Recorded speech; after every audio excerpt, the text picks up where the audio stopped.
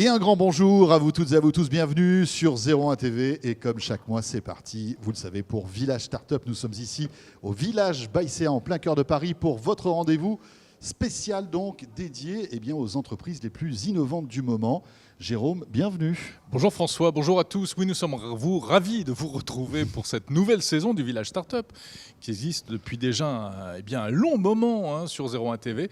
Vous le savez, on donne la parole à tous ces jeunes entrepreneurs innovants, français, bourrés de talent. On va parler aujourd'hui, François, d'un système de paiement numérique entre particuliers. On va parler d'une place de marché destinée aux agriculteurs et aux professionnels de la restauration. Et puis, on va s'intéresser aussi à un nouveau service permettant de donner une deuxième vie à tous les objets high-tech que vous n'utilisez plus. Et puis Fabrice Marcella, le maire du village Baïséa, notre coach, sera là pour vous donner quelques petits conseils. Et notamment, quand on a sa start-up, comment tester sa solution et son prix aussi. Ce sera en toute fin de ce village. Merci d'être là. C'est parti, bienvenue.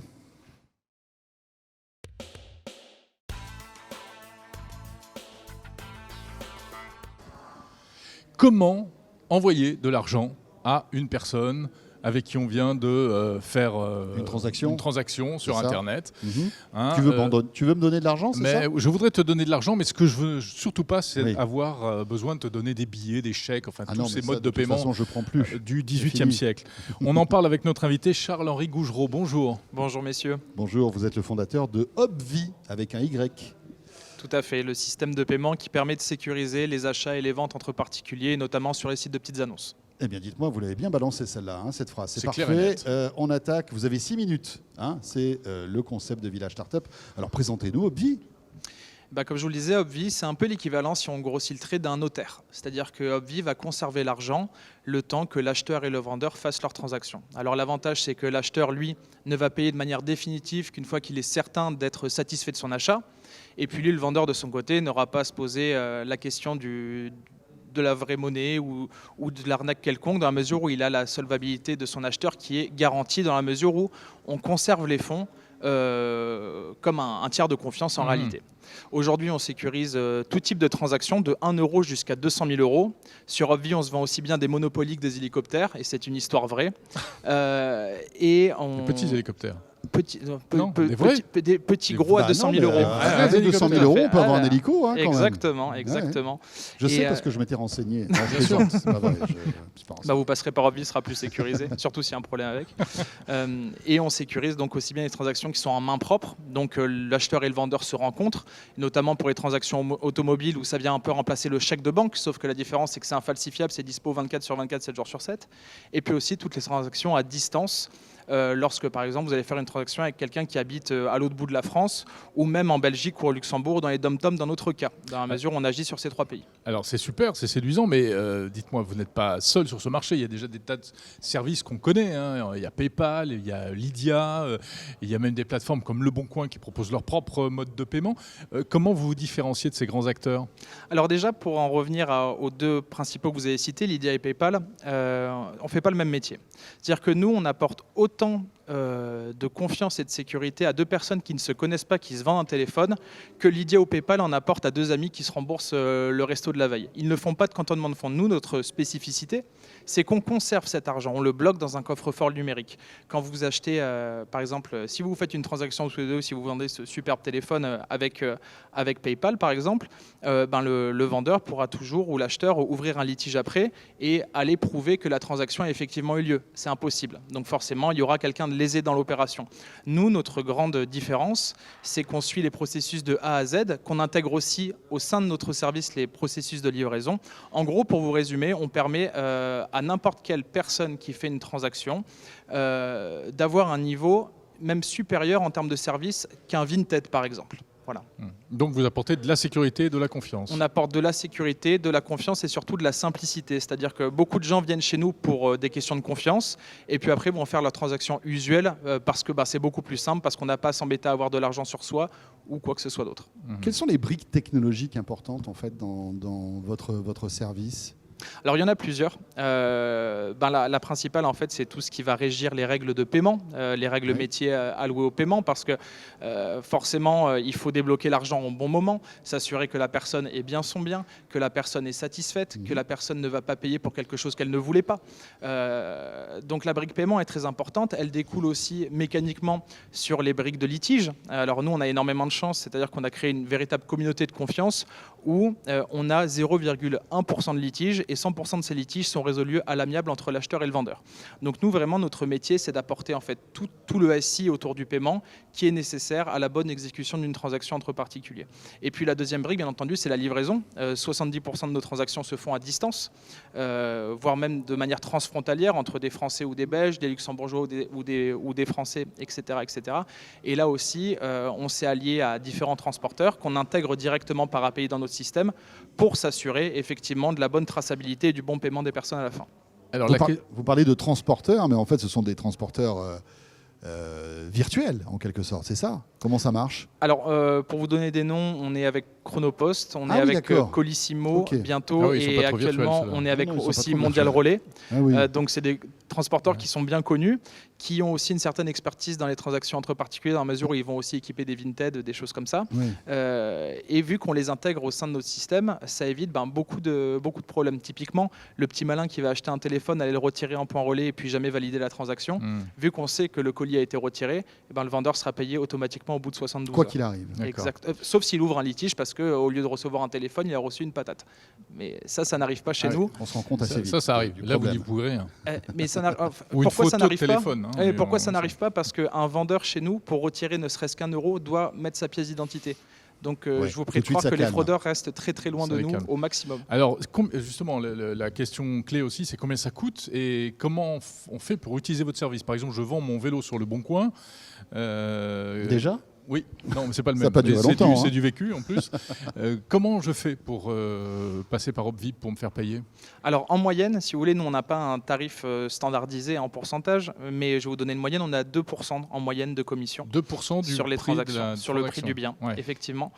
Comment ça se passe? En réalité, nous on a deux modèles gérés de distribution, un peu à l'instar d'un PayPal que vous citiez tout à l'heure. C'est-à-dire que PayPal, vous allez soit le retrouver de manière native sur des sites internet, ou soit vous allez utiliser l'application sur votre ordinateur ou votre téléphone pour payer quelqu'un. Nous, le principe est exactement le même. De manière native, on est intégré à plus d'une 50aine de plateformes en tant que moyen de paiement. Et à côté de ça, si vous faites une transaction sur un site qui n'intègre pas Opvi de manière native, vous allez tout simplement prendre l'application Opvi, entrer l'adresse email du vendeur ou de l'acheteur avec qui vous voulez faire une transaction. Ce dernier reçoit une proposition d'achat ou de vente, l'accepte et ensuite le processus suit son cours directement sur Opvi. Bon, très bien. Très bien. On souhaite bonne chance à Opvi. On arrive à la fin de nos 6 minutes, Charles-Henri. Merci beaucoup. Voilà, donc Opvi avec un Y à la fin. Pas mal, 2%, parce que, petite parenthèse, j'avais fait une petite étude sur la question. Les autres sont plutôt aux alentours de 3-4%. Exactement. On a les moins chers du marché. Eh bien voilà. Sans vouloir vous faire de la pub. Vous avez convaincu Jérôme, il va passer par votre service. Je vais essayer. Voilà. Allez, deuxième start-up dans un instant. À tout de suite.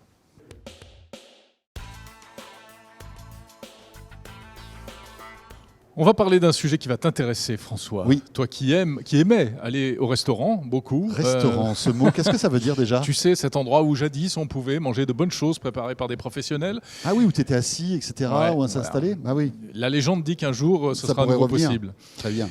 Qu'est-ce qui se passe derrière les restaurants et comment sont alimentés ces restaurants en bons produits bio? Eh bien, aujourd'hui, le numérique peut venir en aide à la fois aux restaurateurs et surtout aux producteurs de ces produits. Voilà, avec une place de marché innovante qu'on va découvrir. Il s'agit de Live Market et son fondateur, Charles Rivaud, est avec nous. Bonjour Charles. Bonjour à vous. Alors Bonjour. Live Market, présentez-nous cette place de marché. Alors en quelques mots, Live Market, on aime à dire qu'on est le matchmaker entre les agriculteurs et les professionnels de la restauration.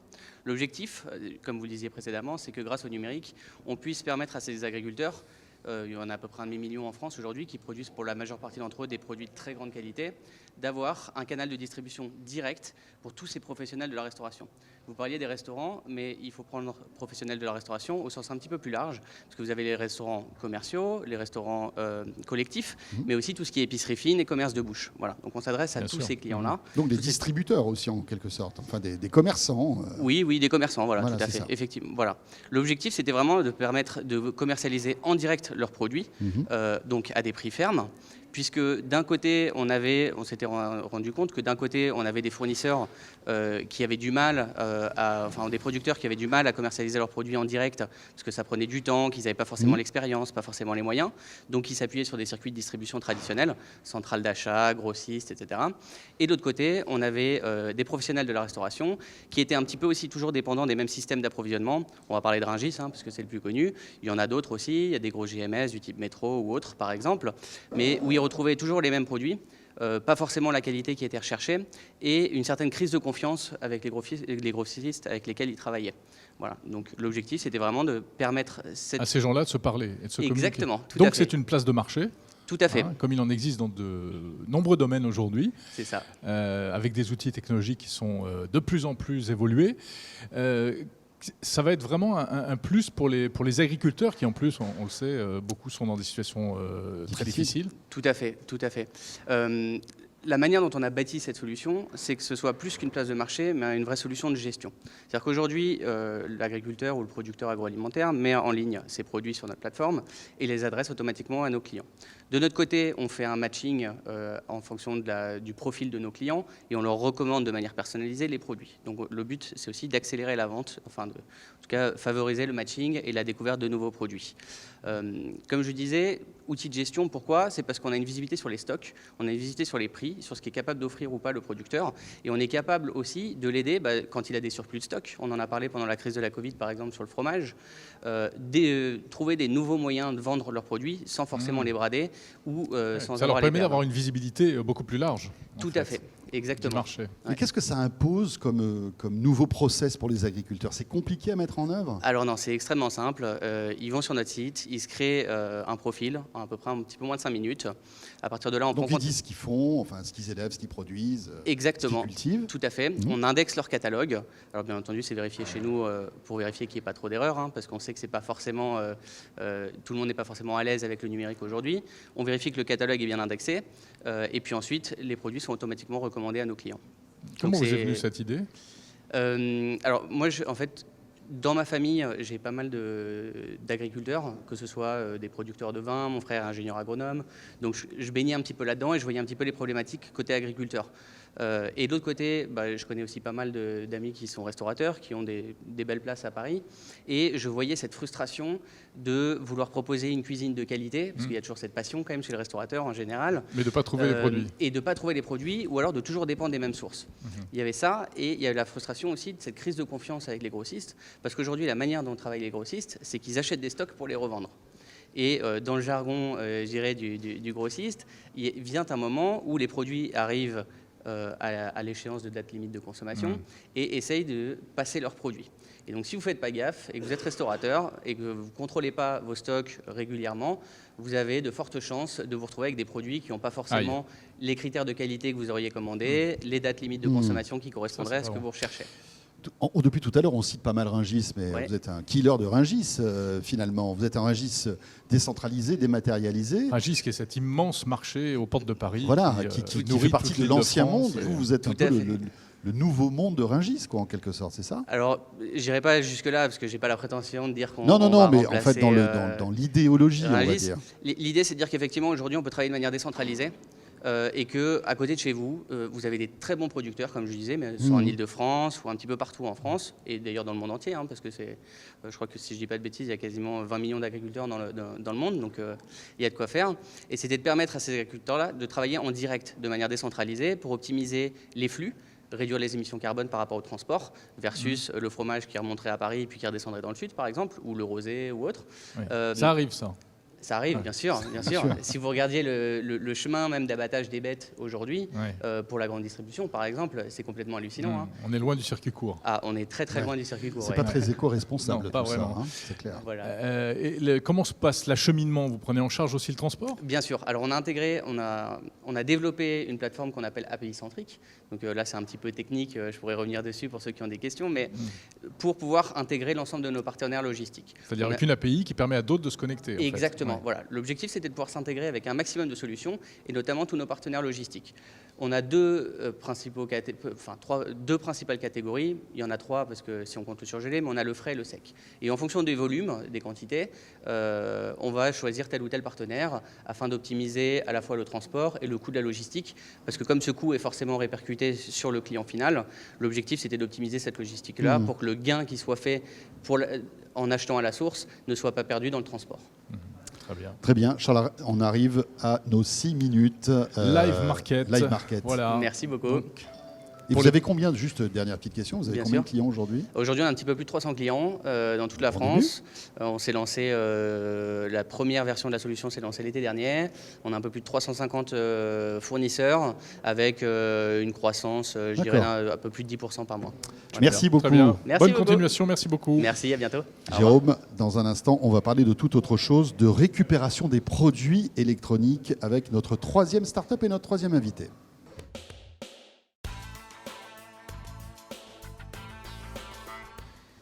Vous êtes peut-être comme nous avec dans vos tiroirs de vieux produits high-tech que vous n'utilisez plus, vous ne savez pas quoi en faire. Eh bien, voici une solution. Qui s'appelle Zach et le cofondateur de Zach est avec nous, Pierre-Emmanuel Saint-Esprit. Bonjour Pierre-Emmanuel. Bonjour, merci beaucoup de l'invitation. Mais je vous en prie, est-ce que vous pouvez recycler des journalistes comme Jérôme, par exemple? Est-ce que ça fonctionne ou pas encore? Est-ce qu'on peut recycler des journalistes comme Jérôme? Effectivement, oui, on peut en avoir de très bons prix sur le marché de la seconde main. Je vous remercie. Moi, je vais y aller. Au revoir. Bon, et plus sérieusement, vous allez nous expliquer ce que vous faites. Vous recyclez, en tout cas, voilà. Récupérer. Vous êtes une plateforme de récupération de produits high-tech. Exactement, on reprend tous les produits électroniques, c'est vraiment ça l'innovation, et on leur garantit une seconde vie. Alors le recyclage est une des secondes vies, mais le recyclage c'est vraiment quand le produit n'a plus de valeur, et malheureusement on doit le dépecer pour récupérer des choses. Avant ça, il y a le réemploi. Le réemploi, c'est de la revente, donc c'est-à-dire qu'on essaye d'avoir un prix sur le marché de la seconde main pour que le particulier qui nous confie ses produits ou l'entreprise en retire un bénéfice financier. Il y a aussi le don aux associations et la réparation, qui est un modèle connu d'économie circulaire. Garantir une seconde vie à tous les produits électroniques, c'est la mission de Zach.eco. Alors, c'est formidable, très belle promesse, mais vous n'êtes pas seul sur ce marché. On voit fleurir il y a de un peu plus en monde. plus de plateformes qui permettent de revendre, de donner, etc. Votre particularité, c'est quoi? Alors déjà, je me permets de dire que c'est une très très bonne nouvelle qu'effectivement que les plateformes fleurissent, puisqu'effectivement sur le reconditionné, c'est quelque chose qui est assez récent. Back Market effectivement a été créé en 2014, qui permet à de nombreux particuliers de pouvoir acheter des produits moins chers et qui ont été effectivement réparés et reconditionnés.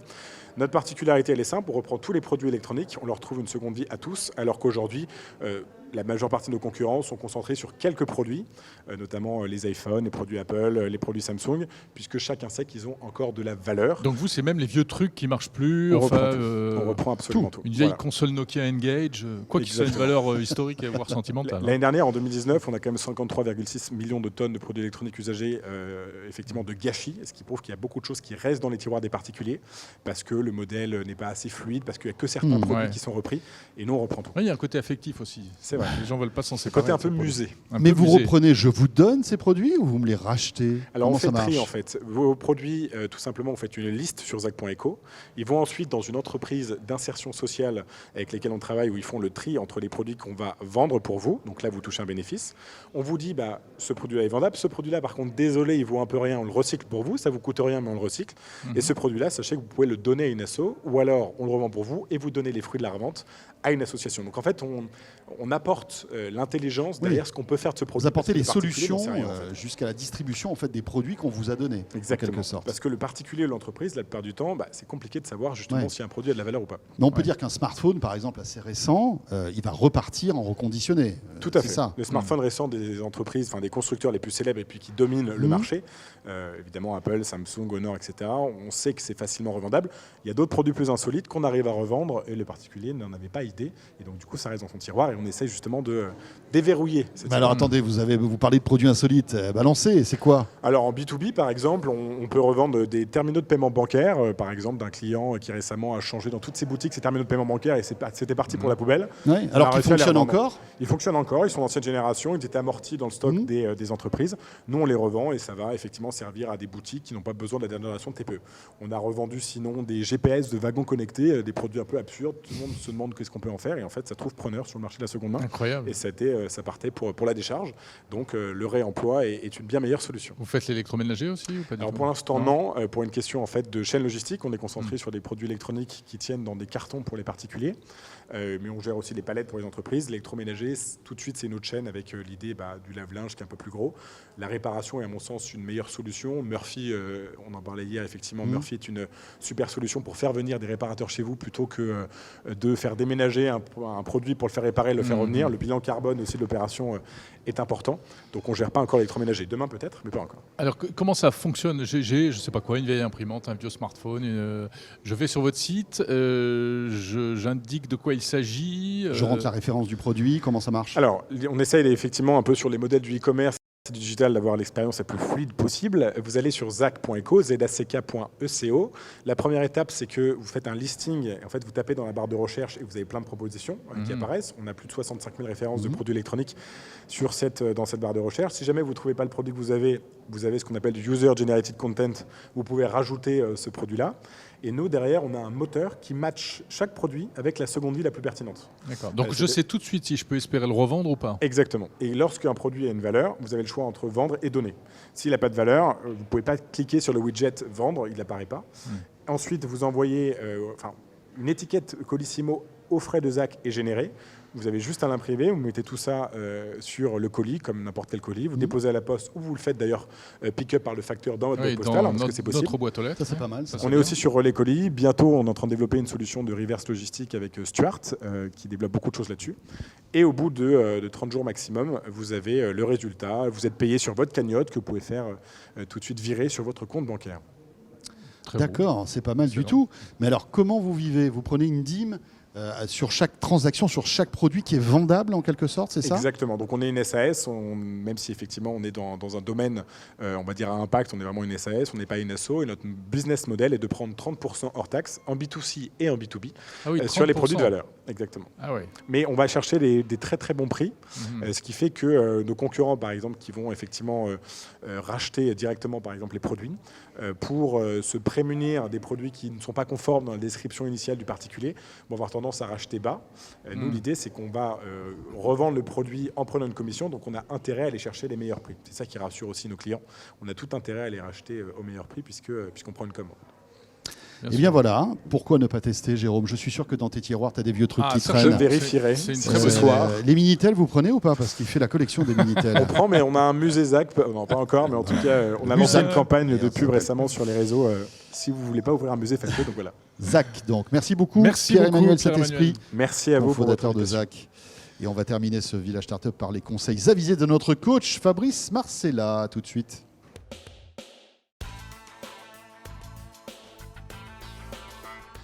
Chaque mois dans Village Startup, on ne fait pas que donner la parole à des entrepreneurs. On vous invite aussi, vous aussi peut-être, à créer votre startup avec les conseils avisés de notre coach Fabrice Marcella. Bonjour. Bonjour Jérôme, bonjour François. Bonjour Fabrice. Alors on continue notre saga, Oui. comment monter sa startup. Et je ne sais pas si vous vous souvenez, mais il y a quelques semaines de cela, on avait évoqué le premier volet qui était l'idée. Comment savoir si on a la bonne idée pour après, pourquoi pas passer à l'étape supérieure. Là, on va évoquer maintenant le test de la solution, en Ouais. fait, et puis après les prix. Effectivement, la dernière fois, on avait testé l'idée et je vous confirme que c'était une bonne idée. Ça répond bien à des problèmes rencontrés en tout cas par vos futurs clients. Et c'est de là que démarre la suite de cet épisode. Il s'agit maintenant de construire une solution et que cette solution corresponde bien à une résolution des problèmes que vous avez pu confirmer la fois dernière.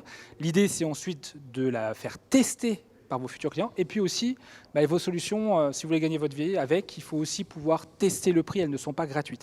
C'est là où on en est. Donc l'objectif pour nous aujourd'hui, c'est de valider tout ça. Alors comment fait-on? Alors comment on fait? La première déjà, c'est que vous relistez l'ensemble des problèmes que vous avez identifiés, que vous avez validés la fois dernière, et vous les mettez par ordre d'importance. Vous allez d'abord, dans un premier temps, chercher à répondre à la partie des problèmes les plus importants pour ce qu'on appelle les early adopters. La fois dernière, l'objectif, c'était d'identifier les différents segments de clients et notamment la partie de segments de clients qui aller répondre ou adopter le plus facilement votre solution. C'est à eux que vous vous adressez en priorité. Et c'est comme ça qu'on redémarre sur cet épisode. Et que ce soit un produit, je sais pas quoi, un presse-agrumes ou un service. Hein, c'est ça. Alors, Fabrice. par contre, ce qui est compliqué, c'est on va pas le tester Une de la même plateforme manière de selon que je presse-agrumes, sois en par exemple. digital ou que je sois dans le monde du prototype physique. Et donc, comment on fait? Alors, déjà, on définit les fonctionnalités minimum qu'on souhaite vouloir tester. D'accord? Ça, c'est le premier élément. Et la démonstration que vous allez chercher à faire, il faut qu'elle soit réaliste, donc crédible, qu'elle soit réalisable. Il suffit pas de faire un prototype qui ne sera pas faisable par la suite. Et puis ensuite, il faut vraiment investir sur le minimum de fonctionnalités pour ne pas investir trop de temps et d'argent. Et quand je suis dans le monde du digital, déjà, ce que vous pouvez faire, c'est vous appuyer, ça, on a déjà fait un épisode sur le sujet, sur ce qu'on appelle du no-code. On ne va pas investir beaucoup d'argent, vous n'avez pas les compétences techniques, c'est pas grave. Il y a plein de choses sur le net qui existent aujourd'hui qui vous Des permettent briques technologiques. Ce sont des ça briques. Ouais.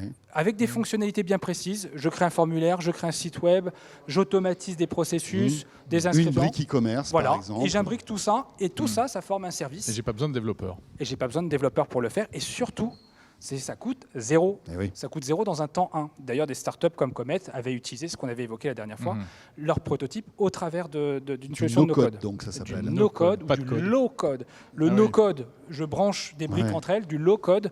Et bien en fait, ces briques-là me génèrent du code, je fais un copier-coller et je les mets dans différents espaces sur mes différents sites que j'utilise et ça automatise Et tout ça. j'imagine qu'il y a des places de marché, hein, en fait, où on trouve en fait toutes ces briques. C'est Oui, ça oui, alors il y en a certaines Après, qui il y a sont des aujourd'hui sites, très connues. bien Hein. sûr. Et puis, avec les moments qu'on vit aujourd'hui en télétravail, en fait, ça a boosté davantage le no-code. Chacun chez soi, finalement, essayons d'automatiser un certain nombre de processus pour pouvoir faciliter notre travail du quotidien. Et donc, il y a des plateformes comme Zapier, Typeform ou d'autres. En tout cas, dont je vous on laisse avait aller voir. Il y a parlé, beaucoup de à littérature ce là-dessus.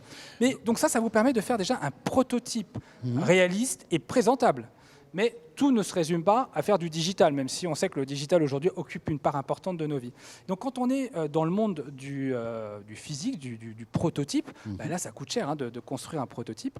Et il y a une solution intéressante que vous pouvez faire, c'est C'est quoi, finalement... l'imprimante 3D? Mais non, mais là encore, ça coûte cher l'imprimante 3D. Ah ouais. Enfin, moi, j'ai pas Après, Il y a des on d'imprimante peut Fab louer, Labs, hein. il y a des... il y a éventuellement On des peut la Fab Labs. louer, Et sinon, il y a une autre manière un petit peu différente d'organiser tout ça. C'est l'exemple notamment de Dropbox. Alors, vous allez me dire, Dropbox, c'est du digital. Vous avez raison. Mais j'allais dire que la difficulté de Dropbox, il y a quelques années, était quasiment aussi importante qu'aujourd'hui lorsqu'on souhaite réaliser un prototype dans le monde physique. Pourquoi ? Dropbox, c'est quoi ? Tout le monde connaît Dropbox. C'est un outil dans le cloud qui permet simplement, finalement, de stocker ses fichiers et de les retrouver sur n'importe quel autre ordinateur à partir du moment où on a une connexion Internet. Ça répondait à quel besoin ? Donc il a passé par la phase de test. Ça répondait aux besoins qu'avait l'entrepreneur d'arrêter d'oublier sa clé USB chez soi et pour pouvoir retrouver Et de retrouver ses fichiers partout, en fait. Voilà. Et lui, lorsqu'il a voulu lancer ça, il a été confronté à une difficulté technique extrêmement importante puisqu'il fallait pouvoir réaliser ce service compatible avec les différentes plateformes informatiques et autres systèmes Et même les d'exploitation. smartphones. Et les smartphones. Ça allait jusqu'au smartphone. Donc ça nécessitait aussi un savoir-faire technique et un investissement extrêmement important, j'allais dire quasiment aussi important que le fait de construire son propre prototype. Eh bien, en fait, ils ont utilisé une autre technique, c'est de faire une vidéo de démonstration de leur outil.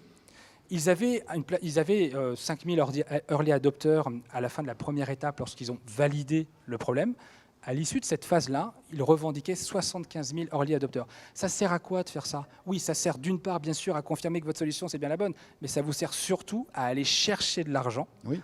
auprès Parce qu'aux investisseurs, d'investisseurs. vous leur dites, regardez, J'ai une j'ai fait traction. une vidéo. J'ai une traction déjà de 75 000 early adopters, c'est-à-dire des gens aussi passionnés, et voire aussi fous que vous, pour accepter d'utiliser votre Ils solution. regardent la vidéo, ils se disent c'est génial. C'est j'ai besoin génial, de ça correspond à mon projet, Ouais. à mon problème, et je souhaite Ouais. me lancer. Ouais. Donc il faut quand même un petit budget prod, média en quelque sorte. En tout cas, il faut se faire une essayer de petite le vidéo minimiser. sympa. En tout cas, Belle Ça vidéo, coûte c'est cher, pas hein. rien. Hein. Mais non, c'est pas rien. Mais c'était une vidéo. Enfin, je ne sais Ouais. pas si elle est diffusée. En tout cas, elle est facile à retrouver cette vidéo. Vous allez voir, c'est une vidéo qui est faite de briques et de broc. Ouais. Enfin, on n'est Oui, pas oui. sur la vidéo faite par une agence D'accord. de com. C'était au non début plus. de Mais c'est pas Pixar qui a fait ça. C'est quoi. pas c'est ça. C'est pas Pixar qui a fait ça. Une fois qu'on a fait ça, l'objectif, c'est de présenter tout ça à vos futurs clients et ensuite de tester le prix. En fait, le seul moyen d'engager réellement vos futurs clients, c'est de les faire payer.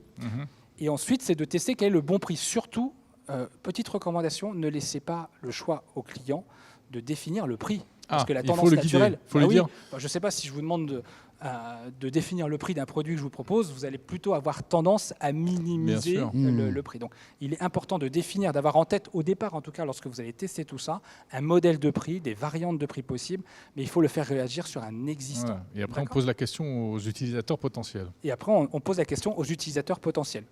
Voilà, donc ce que j'invite en tout cas ceux qui nous regardent, c'est de s'inspirer du bouquin Running Lean, qui m'a permis en tout cas de faire cette chronique. C'est un entrepreneur américain qui l'a rédigé. Et vous allez retrouver... Ça, c'est la Bible des start-upers. La En couverture tout cas, de ce c'est livre. ma Bible. Et ça marche. Et je l'utilise dans mon quotidien. En fait, il suffit pas. Ça marche aussi lorsqu'on ne souhaite pas créer une boîte, mais ça permet en tout cas sur tout type de projet de se poser les Et bonnes puis c'est questions au inspirant, bon moment. j'imagine. C'est extrêmement inspirant, tout à fait.